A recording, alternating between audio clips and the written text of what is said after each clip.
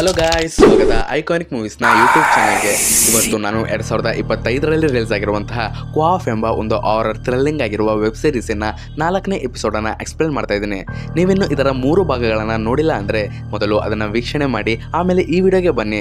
ಮೊದಲು ಅದನ್ನು ನೋಡಿದರೆ ಮಾತ್ರ ನಿಮಗೆ ಈ ವಿಡಿಯೋ ಸರಿಯಾಗಿ ಅರ್ಥ ಆಗೋದು. ಲಿಂಕ್ನ ಡಿಸ್ಕ್ರಿಪ್ಷನಲ್ಲಿ ಕೊಟ್ಟಿರ್ತೀನಿ, ಇಲ್ಲ ಮೇಲೆ ಐ ಬಟನಲ್ಲಿ ಶೋ ಆಗುತ್ತೆ. ಸೊ ನೀವಿನ್ನು ಈ ಚಾನಲನ್ನು ಸಬ್ಸ್ಕ್ರೈಬ್ ಮಾಡಿಲ್ಲ ಅಂದರೆ ಮೊದಲು ನೀವು ಈ ಚಾನಲನ್ನು ಸಬ್ಸ್ಕ್ರೈಬ್ ಮಾಡ್ಕೊಳ್ರಿ. ಆಮೇಲೆ ಪಕ್ಕದಲ್ಲಿರುವ ಬೆಲ್ ಐಕನ್ ಒತ್ತಿದ್ರೆ ನಾವು ಅಪ್ಲೋಡ್ ಮಾಡುವಂತ ಎಲ್ಲ ವಿಡಿಯೋಸ್ನ ಮೊದಲು ನೋಟಿಫಿಕೇಶನ್ ನಿಮಗೆ ಸಿಗುತ್ತೆ. ಸೊ ಲೇಟ್ ಆಯ್ತು, ಬೇಗ ಈ ವಿಡಿಯೋನ ಸ್ಟಾರ್ಟ್ ಮಾಡೋಣ. ಎಪಿಸೋಡ್ 3 ನಲ್ಲಿ ಆ ವಿಚಿತ್ರವಾದ ಡಾಕ್ಟರ್ ಸಾಮಾನ್ಯವಾದ ವ್ಯಕ್ತಿ ಅಲ್ಲ, ಅವನೊಬ್ಬ ಸೀರಿಯಲ್ ಕಿಲ್ಲರ್ ಎಂದು ಗೊತ್ತಾಗಿರುತ್ತೆ. ಹೆಡ್ ಕಾನ್ಸ್ಟೇಬಲ್ ನ ಮಗ ಜೀವ ಅವನಿಗೋಸ್ಕರ ಅವನ ಹತ್ತಿರ ಹುಡುಗಿಯರನ್ನೆಲ್ಲ ಕರೆದುಕೊಂಡು ಬಂದು ಬಿಡ್ತಾ ಇದ್ದ. ಆ ಡಾಕ್ಟರ್ ಆ ಹುಡುಗಿಯರನ್ನೆಲ್ಲ ಕೊಂದು ಹಾಕಿ ಅವರ ರಕ್ತವನ್ನ ಹೀರಿ ನಂತರ ಅದೇ ರಕ್ತವನ್ನ ಅವನು ಕುಡಿತಾ ಇದ್ದ. ಈ ಕಡೆ ಆ ಡಾಕ್ಟರ್ನ ಮಾತನ್ನ ಕೇಳಿ ಆ ಹಾಸ್ಟೆಲ್ನಲ್ಲಿ ಇರುವಂತಹ 4 ಹುಡುಗಿಯರು ಆ ಡಾಕ್ಟರ್ ಕೊಟ್ಟಿದ್ದ ವಿಷದ ಮೆಡಿಸನ್ ಅನ್ನ ಮಧುಗೆ ಕುಡಿಸಿರ್ತಾರೆ. ಅದರಿಂದ ಮಧುನ ಆ ರೂಮ್ ನಲ್ಲಿ ಇರುವಂತಹ ಕೆಟ್ಟ ಆತ್ಮ ಅವಳನ್ನ ಪೊಸೆಸ್ ಮಾಡ್ಕೊಂಡಿರುತ್ತೆ. ಮುಂದೆ ಏನಾಗುತ್ತೆ ಬನ್ನಿ ನೋಡೋಣ. 4ನೇ ಎಪಿಸೋಡಿನ ಮೊದಲನೆಯ ಸೀನ್ ನಲ್ಲಿ 6 ತಿಂಗಳ ಹಿಂದೆಯ ಒಂದು ಸೀನ್ ನ ತೋರಿಸ್ತಾರೆ. ಅದರಲ್ಲಿ ನಾವು ಅದೇ ವಿಚಿತ್ರವಾದ ಡಾಕ್ಟರ್ನ ಮನೆಯನ್ನ ನೋಡ್ತೀವಿ. ಆ ಮನೆಯ ಒಳಗಡೆ ಜೀವ ಆ ಡಾಕ್ಟರ್ ಹುಡುಗಿಯರನ್ನೆಲ್ಲ ಕರೆದುಕೊಂಡು ಹೋಗಿ ಅವರ ರಕ್ತವನ್ನ ಹೀರಿ ಅವರನ್ನ ಕೊಂದು ಹಾಕುವ ಆ ಬೇಸ್ಮೆಂಟಿನ ಡೋರ್ ಅನ್ನ ರಿಪೇರಿ ಮಾಡ್ತಾ ಇರ್ತಾನೆ. ಆಗ ಅವನು ಆ ಬೇಸ್ಮೆಂಟ್ ಅಲ್ಲಿ ಆ ಡಾಕ್ಟರ್ ಏನು ಮಾಡ್ತಾ ಇದ್ದಾನೆ ಅಂತ ಹೋಗಿ ನೋಡಿದಾಗ ಆ ಡಾಕ್ಟರ್ ಅಲ್ಲಿ ಒಂದು ಹುಡುಗಿಯನ್ನ ಸಾಯಿಸಿ ಅವಳ ರಕ್ತವನ್ನ ತೆಗಿತಾ ಇರ್ತಾನೆ. ನಂತರ ಆ ಡಾಕ್ಟರ್ ಅಲ್ಲಿಂದ ಕೆಲಸವನ್ನ ಮುಗಿಸಿ ಹೊರಗಡೆ ಬರುತ್ತಾನೆ. ಅಲ್ಲಿ ಆ ಡಾಕ್ಟರ್ ಜೀವ ಹುಡುಗಿಯರನ್ನೆಲ್ಲ ಕರೆದುಕೊಂಡು ಬಂದಿದ್ದಕ್ಕೆ ಅವನಿಗೆ ದುಡ್ಡನ್ನ ಕೊಡುತ್ತಾನೆ. ಹಾಗೆ ಜೀವ ಜನರು ಹೇಳ್ತಾರೆ, ನೀನು ಮಾಟ ಮಂತ್ರವನ್ನ ಮಾಡಿ ಹೆಣ್ಣು ಮಕ್ಕಳನ್ನ ನಿನ್ನ ವಶದಲ್ಲಿ ಮಾಡ್ಕೊಳ್ತೀಯ ಅಂತೆ. ಅದಕ್ಕೆ ಆ ಡಾಕ್ಟರ್ ಅವರನ್ನ ಮಾಟ ಮಂತ್ರವನ್ನ ಮಾಡಿ ವಶಕ್ಕೆ ಮಾಡಿಕೊಳ್ಳುವ ಅವಶ್ಯಕತೆ ಇಲ್ಲ, ಅವರು ಸುಲಭವಾಗಿ ನನ್ನ ವಶಕ್ಕೆ ಬರುತ್ತಾರೆ ಅಂತ ಆ ಡಾಕ್ಟರ್ ಹೇಳುತ್ತಾನೆ. ಅದಕ್ಕೆ ಜೀವ ನನಗೂ ಅದನ್ನ ಕಲಿಸಿಕೊಡು ಅಂತ ಕೇಳುತ್ತಾನೆ. ಅದಕ್ಕೆ ಆ ಡಾಕ್ಟರ್ ಕಲಿಸಿಕೊಡುತ್ತೇನೆ ಬಾ ಅಂತ ಅವನನ್ನ ಕರೆದುಕೊಂಡು ಹೋಗುತ್ತಾನೆ. ನಂತರ ಅದೇ ದಿನ ರಾತ್ರಿ ಜೀವ ತನ್ನ ಮನೆಗೆ ಬರುತ್ತಾನೆ. ಅಲ್ಲಿ ನಮಗೆ ಗೊತ್ತಾಗುತ್ತೆ ಜೀವ ಮತ್ತೆ ಅವನ ತಾಯಿ ಹೆಡ್ ಕಾನ್ಸ್ಟೇಬಲ್ ಮಿಶ್ರಾಗೂ ಸಂಬಂಧ ಸರಿ ಇಲ್ಲ ಅನ್ನೋದು. ಅವನ ತಾಯಿ ಜೀವ ಕೆಟ್ಟ ಕೆಲಸಗಳನ್ನ ಮಾಡೋದು ಇಷ್ಟವಿರೋದಿಲ್ಲ. ಸಾಕಷ್ಟು ಸಲ ಜೀವ ಕ್ರೈಮ್ ಅನ್ನ ಮಾಡಿ ಪೊಲೀಸರ ಕೈಗೆ ಸಿಕ್ಕಿ ಹಾಕೊಂಡು ಅವನು ಜೈಲಿಗೆ ಹೋಗಿರ್ತಾನೆ. ಆದರೆ ಸಾಕಷ್ಟು ಸಲ ಅವನ ತಾಯಿ ಅವನನ್ನ ಬಿಡಿಸಿಕೊಂಡು ಬಂದಿರ್ತಾಳೆ. ಇದರಿಂದ ಅವಳ ತಾಯಿ ತುಂಬಾ ಸಂಕಟ ಅನುಭವಿಸ್ತಾ ಇರ್ತಾಳೆ. ಜೀವಗೆ ಎಷ್ಟೇ ಹೇಳಿದರೂ ಅವನು ತನ್ನ ತಾಯಿಯ ಮಾತನ್ನ ಕೇಳ್ತಾ ಇರೋದಿಲ್ಲ. ಇದರಿಂದ ಮನೆಯಲ್ಲಿ ಅವರಿಬ್ಬರಿಗೂ ಈಗ ತುಂಬಾ ಜಗಳ ಬೀಳುತ್ತೆ. ಇಲ್ಲಿ ನಾವು ಜೀವನ ಕ್ಯಾರೆಕ್ಟರ್ ಬಗ್ಗೆ ಸ್ವಲ್ಪ ತಿಳ್ಕೋಬೇಕು. ಅವನ ತಾಯಿ ಪೊಲೀಸ್ ಆಗಿದ್ದರೂ ಅವನು ತುಂಬಾ ಪೋಲಿ ಹುಡುಗ ಆಗಿ ಬೆಳೆದಿರ್ತಾನೆ. ನಶೆ ಪದಾರ್ಥಗಳನ್ನ ಸೇವಿಸೋದು, ಕಳ್ಳತನ ಮಾಡೋದು, ಈ ತರ ಕ್ರೈಮ್ ಗಳನ್ನ ಮಾಡಿ ಅವನು ಆಗಾಗ ಜೈಲಿಗೆ ಹೋಗ್ತಾ ಇರ್ತಾನೆ. ಈಗ ಹುಡುಗಿಯರಿಗೆ ಪ್ರೀತಿಸುತ್ತೇನೆ ಅಂತ ಮೋಸ ಮಾಡಿ ಅವರನ್ನ ಡಾಕ್ಟರ್ ಬಳಿಗೆ ಕರ್ಕೊಂಡು ಬಂದು ಅವರನ್ನ ಕೊಲ್ಲೋದಿಕ್ಕೆ ಬಿಡ್ತಾನೆ. ಇಷ್ಟು ಚಿಕ್ಕ ವಯಸ್ಸಿಗೆ ಅವನು ಇಷ್ಟು ದೊಡ್ಡ ಕ್ರೈಮ್ ಗಳನ್ನ ಮಾಡ್ತಾ ಇರ್ತಾನೆ. ನೆಕ್ಸ್ಟ್ ಸೀನ್ ಮತ್ತೆ ಪ್ರೆಸೆಂಟ್ ಗೆ ಬರುತ್ತೆ. ಹಾಸ್ಟೆಲಿನಲ್ಲಿ ಮಧು ಟಿಫನ್ ಮಾಡ್ತಾ ಇರ್ತಾಳೆ. ಆಗ ಅಲ್ಲಿಗೆ ರೀಮಾ ಮತ್ತು ಕೋಮಲ್ ಬರ್ತಾರೆ. ಅಲ್ಲಿ ಆ ಡಾಕ್ಟರ್ ಕೊಟ್ಟಿದ್ದ ವಿಷದ ಮೆಡಿಸನ್ ಅನ್ನ ಅವರು ಕಾಫಿ ಒಳಗಡೆ ಮಿಕ್ಸ್ ಮಾಡಿ ಮಧುಗೆ ಕುಡಿಸೋದಕ್ಕೆ ನೋಡ್ತಾರೆ. ಆದರೆ ಮಧು ಅದನ್ನ ಈಗ ಕುಡಿಯುವುದಿಲ್ಲ. ಹಾಗೆ ಅವಳಿಗೆ ಪದೇ ಪದೇ ತರುಣ್ ಕಾಲ್ ಮಾಡ್ತಾ ಇರ್ತಾನೆ. ಆದರೆ ಮಧು ಅವನ ಕಾಲ್ ಅನ್ನ ರಿಸೀವ್ ಮಾಡೋದಿಲ್ಲ. ನಂತರ ಅವಳು ಆಫೀಸ್ಗೆ ಹೋಗೋದಕ್ಕೆ ಬಸ್ ಸ್ಟಾಪಿಗೆ ಬರುತ್ತಾಳೆ. ಅಲ್ಲಿ ತರುಣ್ ಅವಳನ್ನ ಹುಡುಕಿಕೊಂಡು ಬರುತ್ತಾನೆ. ತರುಣ್ ಅವಳಿಗೆ ಏಕೆ ನನ್ನ ಕಾಲ್ ಮೆಸೇಜ್ಗಳಿಗೆ ರಿಪ್ಲೈ ಮಾಡ್ತಾ ಇಲ್ಲ ಅಂತ ಕೇಳ್ತಾನೆ. ಅದಕ್ಕೆ ಮಧು ಕೋಪದಿಂದ ಇನ್ಮೇಲೆ ನನಗೆ ಫೋನ್ ಮಾಡಬೇಡ, ನನ್ನ ಹಿಂದೆ ನೀನು ಬರೋದಕ್ಕೆ ಹೋಗ್ಬೇಡ ಅಂತ ಹೇಳಿ ಅಲ್ಲಿಂದ ಬಸ್ ಅನ್ನ ಹತ್ತಿ ಅವಳು ಹೊರಟು ಹೋಗ್ತಾಳೆ.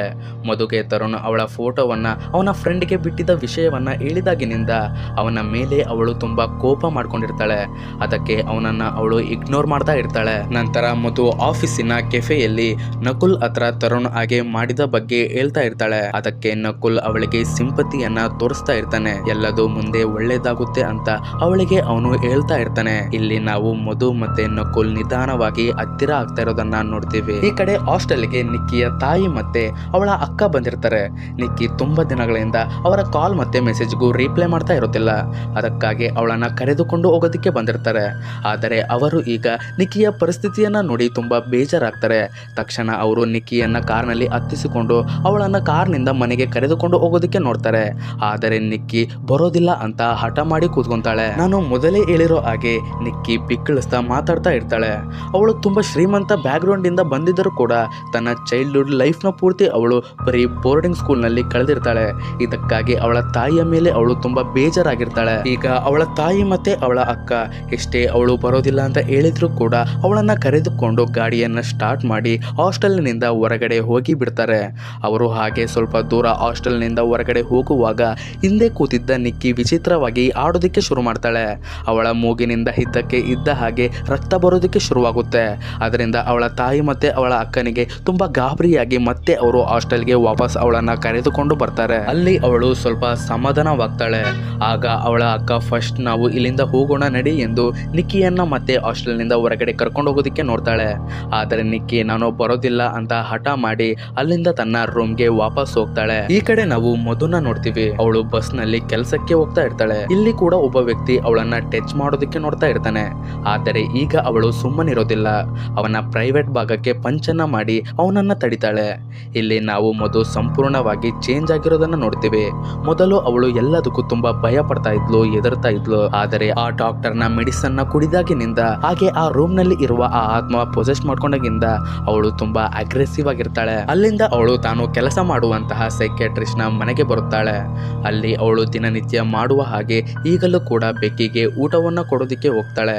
ಆದರೆ ಆ ಬೆಕ್ಕು ವಿಚಿತ್ರ ಎಂಬಂತೆ ಇವತ್ತು ಅವಳು ಕೊಟ್ಟ ಊಟವನ್ನ ತಿನ್ನುವುದಿಲ್ಲ. ಬದಲಿಗೆ ಅವಳನ್ನ ನೋಡಿ ಹೆದರಿ ಹಿಂದೆ ಸರಿಯುತ್ತೆ. ಹಾಗೆ ತುಂಬಾ ಅಗ್ರೆಸಿವ್ ಆಗಿ ಸೌಂಡ್ ಮಾಡೋದಕ್ಕೆ ಶುರು ಮಾಡುತ್ತೆ. ಆ ಬೆಕ್ಕು ಸೌಂಡ್ ಮಾಡೋದನ್ನ ನೋಡಿ ಅವಳಿಗೆ ಸಹಿಸಿಕೊಳ್ಳೋದಕ್ಕೆ ಆಗುತ್ತಿಲ್ಲ.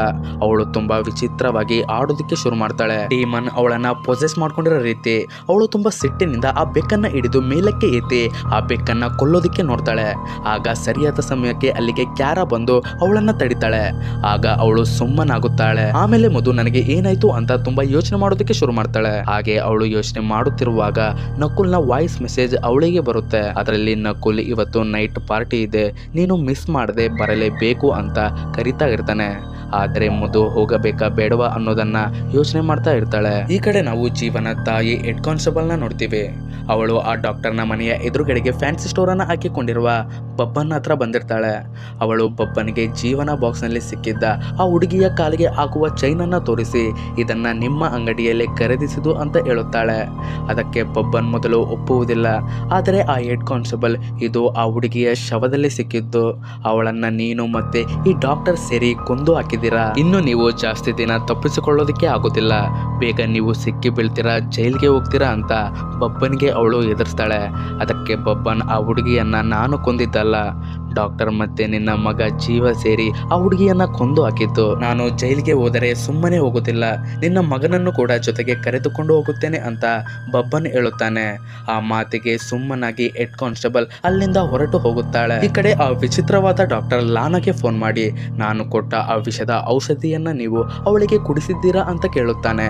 ಅದಕ್ಕೆ ಲಾನಾ ಕಾಫಿಯಲ್ಲಿ ಮಿಕ್ಸ್ ಮಾಡಿ ಒಂದು ಬಾರಿ ನಾವು ಅವಳಿಗೆ ಕುಡಿಸಿದ್ದೀವಿ ಅಂತ ಹೇಳುತ್ತಾಳೆ. ಅದಕ್ಕೆ ಆ ಡಾಕ್ಟರ್ ಇನ್ನೊಂದು ಬಾರಿ ಅದನ್ನ ನೀವು ಅವಳಿಗೆ ಕುಡಿಸಿ ಎಂದು ಫೋನ್ ಅನ್ನ ಕಟ್ ಮಾಡ್ತಾನೆ. ಸ್ನೇಹಿತರೆ, ಇಲ್ಲಿ ನಮ್ಗೆ ಗೊತ್ತಾಗುತ್ತೆ ಅವನು ಕೊಟ್ಟಿರುವಂತಹ ಮೆಡಿಸನ್ ಸಾಮಾನ್ಯವಾದದ್ದಲ್ಲ. ಆ ಮೆಡಿಸನ್ ನ ಮಧು ಯಾವಾಗ ಕುಡಿದ್ಲೋ ಆವಾಗಿನಿಂದ ಆ ರೂಮ್ ನಲ್ಲಿ ಇರುವ ಆ ಡೀಮನ್ ಅವಳನ್ನ ಪೊಸೆಸ್ ಮಾಡ್ಕೊಂತು. ಅಂದರೆ ಇವನು ಕೊಟ್ಟಿದ್ದ ಮೆಡಿಸನ್ ನಲ್ಲಿ ಏನೋ ಒಂದು ಶಕ್ತಿ ಇದೆ, ಅದು ಡೀಮನ್ ಗಳಿಗೆ ತನ್ನ ಮೇಲೆ ಸೇರಿಕೊಳ್ಳೋದಿಕ್ಕೆ ಆಹ್ವಾನ ಮಾಡುತ್ತೆ. ಹಾಗೆ ನಾವು ನೋಡಬಹುದು ಮಧು ಅದನ್ನ ಕುಡಿದಾಗಿನಿಂದ ಅವಳಿಗೆ ಏನೋ ಒಂದು ಧೈರ್ಯ ಬಂದಿದೆ. ಈ ಕಡೆ ಮಧು ನಕುಲ್ ಕರೆದಿರುವಂತಹ ಪಾರ್ಟಿಗೆ ಹೋಗೋದಕ್ಕೆ ತುಂಬಾ ಚೆನ್ನಾಗಿ ರೆಡಿ ಆಗ್ತಾಳೆ. ಅವಳು ಅಲ್ಲಿಂದ ಪಾರ್ಟಿ ಮಾಡುವಂತಹ ಜಾಗಕ್ಕೆ ಹೋಗೋದಕ್ಕೆ ಮೇನ್ ರೋಡ್ಗೆ ಬರ್ತಾಳೆ.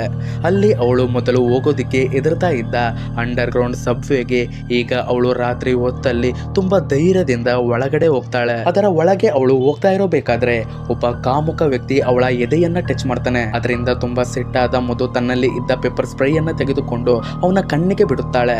ಅದರಿಂದ ಆ ವ್ಯಕ್ತಿ ನೋವಿನಿಂದ ಕೆಳಗಡೆ ಒದ್ದಾಡೋದಕ್ಕೆ ಶುರು ಮಾಡ್ತಾನೆ.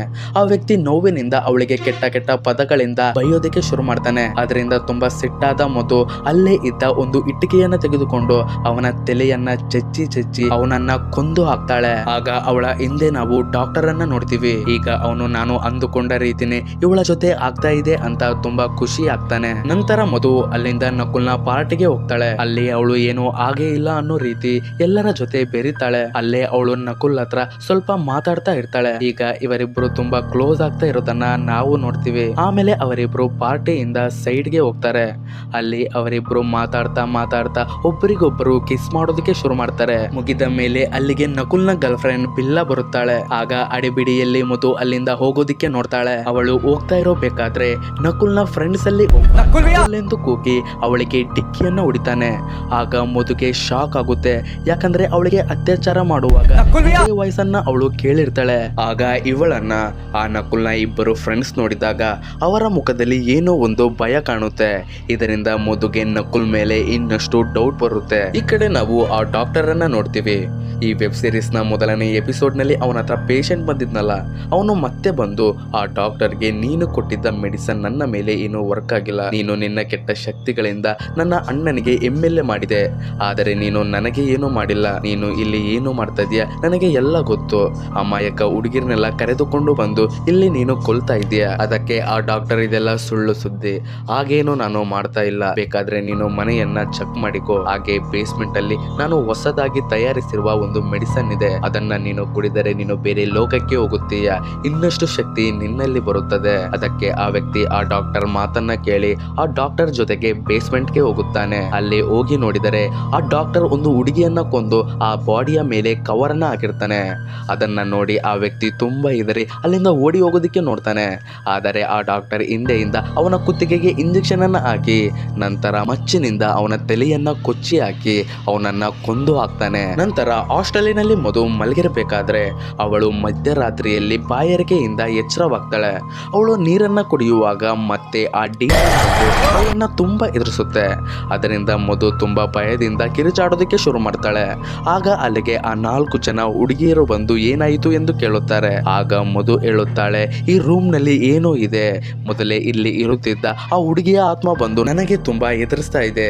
ನಿಜವಾಗ್ಲೂ ಈ ರೂಮ್ ನಲ್ಲಿ ಏನು ನಡೆದಿತ್ತು ಹೇಳಿ ಅಂತ ಅವರಿಗೆಲ್ಲ ಕೇಳುತ್ತಾಳೆ. ಆದರೆ ಇವರು ಇವರ ಜೊತೆ ಏನು ನಡೆದೇ ಇಲ್ಲ ಅನ್ನೋ ಹಾಗೆ ನಾರ್ಮಲ್ ಆಗಿ ಬಿಹೇವ್ ಮಾಡ್ತಾರೆ. ಆದರೆ ಅದರಲ್ಲಿ ನಿಕ್ಕಿ ಮಾತ್ರ ಮಧು ನೀನು ಇಲ್ಲಿಂದ ಹೊರಟು ಹೋಗು, ಇಲ್ಲಿ ನೀನು ಇರಬೇಡ ಅಂತ ಹೇಳುತ್ತಾಳೆ. ಅದಕ್ಕೆ ಮಧು ಇಲ್ಲಿ ಏನೂ ಇಲ್ಲ ಅಂದರೆ ನೀವೆಲ್ಲ ಯಾಕೆ ಈ ಹಾಸ್ಟೆಲ್ ನಿಂದ ಹೊರಗಡೆ ಹೋಗುತ್ತಿಲ್ಲ ಅಂತ ಕೇಳುತ್ತಾಳೆ. ಅದಕ್ಕೆ ಲಾನಾ ನಮ್ಮ ಹತ್ರ ದುಡ್ಡು ಇಲ್ಲ, ಕೆಲಸನೂ ಕೂಡ ಇಲ್ಲ, ಅದಕ್ಕೆ ನಾವು ಫ್ರೀ ಆಗಿ ಈ ಹಾಸ್ಟೆಲ್ ನಲ್ಲಿ ಇದ್ದೀವಿ ಅಂತ ಸುಳ್ಳು ಹೇಳುತ್ತಾಳೆ. ಹಾಗೆ ಅವರೆಲ್ಲ ಮಧು ಜೊತೆಗೆ ತುಂಬಾ ಕ್ಲೋಸ್ ಆಗಿ ಮಾತಾಡೋದಕ್ಕೆ ಶುರು ಮಾಡ್ತಾರೆ. ಹಾಗೆ ಅವರು ತಮ್ಮ ಕಷ್ಟಗಳನ್ನೆಲ್ಲ ಅವಳ ಹತ್ರ ಹೇಳಿಕೊಳ್ತಾ ಇರ್ತಾರೆ. ಆಗ ಮಧುನು ಕೂಡ ಮಾತಾಡ್ತಾ ಅವಳ ಪಾಸ್ಟ್ ಲೈಫ್ ನಲ್ಲಿ ಹಿಂದೆ ಏನಾಗಿತ್ತು ಅನ್ನೋದನ್ನ ಹೇಳಿಕೊಳ್ತಾಳೆ. ಆದರೆ ಆ 4 ಜನ ಹುಡುಗಿಯರು ಹೀಗೆ ಅವಳ ನಂಬಿಕೆಯನ್ನ ಗಳಿಸಿ ಆ ಡಾಕ್ಟರ್ ಕೊಟ್ಟಿದ್ದ ಮೆಡಿಸನ್ ಅನ್ನ ಒಂದು ಸೂಪ್ ನಲ್ಲಿ ಮಿಕ್ಸ್ ಮಾಡಿ ತುಂಬಾ ಬುದ್ಧಿವಂತಿಕೆಯಿಂದ ಮಧುಗೆ ಅದನ್ನ ಕುಡಿಸ್ತಾರೆ. ಆಮೇಲೆ ಅವರೆಲ್ಲ ಮಲಗೋದಿಕ್ಕೆ ಹೋಗುತ್ತಾರೆ. ನಂತರ ಅದೇ ದಿನ ರಾತ್ರಿ ಸ್ವಲ್ಪ ಸಮಯದ ನಂತರ ನಿಕ್ಕಿ ಭಯದಿಂದ ಬಾತ್ರೂಮ್ಗೂ ಕೂಡ ಅವಳು ಹೋಗ್ತಾ ಇರೋದಿಲ್ಲ. ಕೋಮಲ್ ಅವಳನ್ನ ಕರೆದುಕೊಂಡು ಬಂದು ಹೊರಗಡೆ ನಿಂತಿರ್ತಾಳೆ. ಆಗ ಮಧು ರೂಮಿನಿಂದ ಡೋರ್ನ ಜೋರಾಗಿ ಬಡಿಯೋ ಶಬ್ದ ಬರ್ತಾ ಇರುತ್ತೆ. ಆ ಸೌಂಡ್ ಬರ್ತಾ ತುಂಬಾ ಜಾಸ್ತಿ ಆಗುತ್ತೆ. ಆ ಸೌಂಡ್ ಕೇಳಿ ರೀಮಾ ಮತ್ತು ಲಾನನು ಕೂಡ ಹೊರಗಡೆ ಬರುತ್ತಾರೆ. ಆಗ ಮಧು ರೂಮಿನಿಂದ ಹೊರಗಡೆ ಬಂದು ಇವರನ್ನೆಲ್ಲ ನೋಡಿ ಹೀಗೆ ನೀವು ಡೋರ್ನ ಬಡಿತಿದ್ದೀರಾ ಅಂತ ಕೇಳುತ್ತಾಳೆ. ಅದಕ್ಕೆ ಲಾನಾ ಆ ಸೌಂಡ್ ನಿನ್ನ ರೂಮಿನಿಂದ ಬರುತ್ತಿರೋದು ಅಂತ ಹೇಳುತ್ತಾಳೆ. ಆಗ ರೀಮಾ ನಾನು ಮೊದಲೇ ಹೇಳಿದ್ದೆ ಈ ಹಾಸ್ಟೆಲ್ ನಿಂದ ಹೊರಟು ಹೋಗು ಅಂತ, ಈಗ ತುಂಬಾ ಲೇಟ್ ಆಗಿದೆ ಅಂತ ಹೇಳುತ್ತಾಳೆ. ಅದಕ್ಕೆ ಮಧು ನೀವೇ ಇದನ್ನೆಲ್ಲ ಬೇಕು ಅಂತಾನೆ ಮಾಡ್ತಾ ಇರೋದು, ನಾನು ಹಾಸ್ಟೆಲ್ನ ವಾರ್ಡನ್ಗೆ ಕಂಪ್ಲೇಂಟ್ ಮಾಡುತ್ತೇನೆ ಅಂತ ಅವಳು ಹೇಳ್ತಾ ಇರುವಾಗ ಅವಳ ಹಿಂದೆ ಏನೋ ಶಬ್ದ ಕೇಳಿಸುತ್ತೆ. ಹಾಗೆ ಅವಳು ಹಿಂದೆ ತಿರುಗಿ ನೋಡಿದಾಗ ಅಲ್ಲಿ ಆ ಡೀಮನ್ ನಿಂತಿರುತ್ತೆ. ಆ ಡೀಮನ್ ಅವಳನ್ನ ಎತ್ತಿ ಹೊರಗಡೆ ಬಿಸಾಗುತ್ತೆ. ನಂತರ ಅವಳನ್ನ ತುಂಬಾ ಭೀಕರವಾಗಿ ಎಳೆದುಕೊಂಡು ಹೋಗಿ ಅವಳಿಗೆ ತೊಂದರೆಯನ್ನ ಕೊಡುತ್ತೆ. ಅದರಿಂದ ಮಧು ತುಂಬಾ ಜೋರಾಗಿ ಕಿರುಚಾಡೋದಕ್ಕೆ ಶುರು ಮಾಡ್ತಾಳೆ. ಅದರಿಂದ ಇಡೀ ಹಾಸ್ಟೆಲ್ ಎಚ್ಚರವಾಗಿ ಅವಳ ರೂಮ್ ಹತ್ರ ಬರುತ್ತಾರೆ. ಈ ಕಡೆ ಆ ಡಾಕ್ಟರ್ ಹಾಸ್ಟೆಲಿನ ಗೇಟ್ ಹತ್ತಿರ ನಿಂತುಕೊಂಡು ಇದನ್ನೆಲ್ಲ ನೋಡ್ತಾ ಇರ್ತಾನೆ. ಅವನು ನಾನು ಅಂದುಕೊಂಡ ರೀತಿನೇ ಆಯಿತು. ಅಲ್ಲಿ ಆ ಆತ್ಮ ಆ ಹುಡುಗಿಯನ್ನ ಪೂರ್ತಿಯಾಗಿ ತನ್ನ ವಶಕ್ಕೆ ಆವರಿಸಿಕೊಂಡಿದೆ. ನಾನು ಆ ಹುಡುಗಿಯನ್ನ ಕರೆದುಕೊಂಡು ಹೋಗೋದಿಕ್ಕೆ ಮತ್ತೆ ಬರುತ್ತೇನೆ. ಹಾಗೆ ಅವನು ಹೋಗ್ತಾ ಒಂದು ಮಾತನ್ನ ಹೇಳುತ್ತಾನೆ, ದೈಹಿಕ ಬಲಕ್ಕಾಗಿ ನಾನು ಈ ಹುಡುಗಿಯ ರಕ್ತವನ್ನ ಕುಡಿಲೇಬೇಕು. ತುಂಬಾ ಶಕ್ತಿ ಇರುವ ಈ ಹುಡುಗಿಯ ರಕ್ತವನ್ನ ನಾನು ಕುಡಿದರೆ ನಾನು ಬದುಕುತ್ತೇನೆ, ಹಾಗೆ ನಾನು ಇನ್ನಷ್ಟು ಬಲಶಾಲಿಯಾಗುತ್ತೇನೆ ಅಂತ ಹೇಳುತ್ತಾನೆ. ಇಲ್ಲಿಗೆ ಈ ಎಪಿಸೋಡ್ ಮುಗಿದು ಹೋಗುತ್ತೆ. ಸ್ನೇಹಿತರೆ, ಇಲ್ಲಿವರೆಗೂ ನೋಡಿದ್ದು ಬರೀ ಟ್ರೈಲರ್ ಅನ್ಬೇಕು. ಮುಂದಿನ 4 ಎಪಿಸೋಡ್ಗಳಲ್ಲಿ ರಿಯಲ್ ಸ್ಟೋರಿ ನಮಗೆ ಕಾಣುತ್ತೆ. ಸೊ ನಾನು ಜಾಸ್ತಿ ಏನು ಹೇಳೋದಿಲ್ಲ. ವಿಡಿಯೋ ತುಂಬಾ ಲೆಂತಿ ಆಗ್ತಾ ಇದೆ ಅಂತ ನೀವೆಲ್ಲ ಬೈತಾ ಇದ್ದೀರಾ. ಆದರೆ ಒಂದು ರಿಕ್ವೆಸ್ಟ್ ಅಷ್ಟೇ, ಚಾನಲ್ ಅನ್ನ ನೀವು ಹೊಸದಾಗಿ ವೀಕ್ಷಣೆ ಮಾಡ್ತಾ ಇದ್ರೆ ದಯವಿಟ್ಟು ಈ ಚಾನಲ್ ಅನ್ನ ಸಬ್ಸ್ಕ್ರೈಬ್ ಮಾಡಿ, ಹಾಗೆ ಪಕ್ಕದಲ್ಲಿರುವ ಬೆಲ್ ಐಕಾನ್ ಒತ್ತಿ. ಯಾಕಂದ್ರೆ ನಾವು ಮಾಡುವ ಎಲ್ಲ ವಿಡಿಯೋಸ್ನ ಮೊದಲ ನೋಟಿಫಿಕೇಶನ್ ನಿಮಗೆ ಸಿಗುತ್ತೆ. So guys, thank you for watching. ಮತ್ತೆ ಸಿಗೋಣ.